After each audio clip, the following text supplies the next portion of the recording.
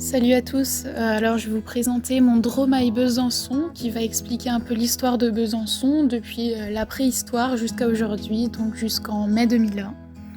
Donc tout d'abord, le plus ancien vestige de Besançon qui a été retrouvé est un racloir. Donc pas comme le racloir à plancha, mais plutôt comme un caillou creux qui date de 50 000 avant Jésus-Christ. Ce n'est qu'en 6 000 avant Jésus-Christ que les hommes s'installent dans la Boucle et au Mont Saint-Étienne. À l'âge de fer, la ville s'agrandit, les tombes et les maisons avec une cave creusée apparaissent. C'est à ce moment que commence le mythe de la cave de la cave. En 58 avant Jésus-Christ, un autre JC découvre la ville de Vesonvio. Il s'agit de Jules César. Sympa l'endroit. Au IIIe siècle, bien que Julien Lapossa décrive la ville comme grande et parée de monuments luxueux, puissante par son enceinte et de plus par la nature du site. Celle-ci tombe en ruine et la boucle est désertée. Toutefois, l'empereur Dioclétien décide de faire de Vesonvio la capitale de la Grande Séquanie. Un siècle plus tard, Vesonvio est latinisée, elle devient Byzontium. Mais d'où vient ce nom ? Certains pensent qu'il a un lien avec le bison, d'autres avec Ves qui veut dire montagne en celtique, ou encore Veso qui signifie beau. On ne sait cependant toujours pas son origine. En 1032, la ville entre dans le Saint-Empire romain germanique, causant des guerres de succession et la famine. 10 ans après, c'est le début du pouvoir politique des archevêques à Besançon. En 1224, après de nombreuses années de lutte, les Byzantins se révoltent afin que la ville constitue une commune. Pas content, pas content. La lutte de pouvoir entre le pape et l'empereur continue.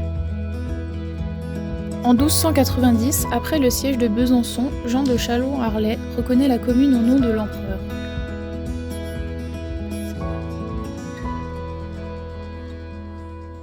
En contrepartie, il impose le gardiennage et la mise en place d'un maître. Alors, la prochaine date, c'est un peu le moment Girl Power. Girl Power. Car Jeanne de Bourgogne et sa mère constituent le gouvernement des deux femmes qui voient pour Besançon une période heureuse. Bon, après ça, il y a encore et toujours des conflits de succession. En 1482, avec le traité d'Arras, Louis XI met la main sur le duché de Bourgogne et Besançon devient français. Pour revenir au Saint-Empire romain germanique, 9 ans plus tard. En 1534, la ville a enfin le droit de réaliser sa propre monnaie à l'effigie de l'empereur. Nicolas Perrenot de Granvelle se fait construire un palais en plein Besançon pour montrer son pouvoir. Les guerres de pouvoir et de religion continuent. Au milieu du XVIIe siècle, la guerre de 10 ans se déroule. Les récoltes sont ravagées par les Suédois et les Français, ce qui mène à la famine et à des épidémies. C'est en 1654 que Besançon commence à appartenir au royaume d'Espagne. Cependant, les Byzantins refusent d'être considérés comme espagnols et fêtent l'avènement du roi des Belges, Léopold Ier. Vive Léopold Ier. Waouh, mais il est trop beau. 10 ans plus tard, Besançon devient la capitale provisoire de la Franche-Comté et la construction de la citadelle commence. En 1674, Louis XIV part à la conquête de la Franche-Comté, car il entend qu'on parle de lui aux Pays-Bas. Rien que ça parle dans mon dos. Ah, vous allez voir ce que vous allez voir. Conclusion, du sang, des maisons et des gens brûlés, mais Besançon devient français. Au XVIIIe siècle, ça tourne encore mal dans la ville de Besançon. C'est la crise financière, il fait froid, donc les gens meurent et les universités ferment une à une. Au XIXe et XXe siècle, les universités sont rétablies. Le premier train et le premier tramway arrivent à Besançon. Des musées sont construits ainsi que le stade Léo-Lagrange. Besançon s'agrandit.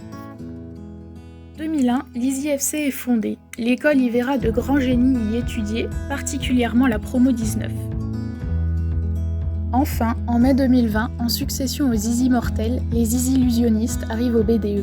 C'est le début d'une longue période de prospérité. Bon et bien voilà, c'était mon Drômaille Besançon, j'espère que ça vous a plu, et puis bravo à ceux qui sont restés jusqu'au bout. N'oubliez pas d'aller voter pour les Zizi-illusionnistes. Allez, à plus dans le bus.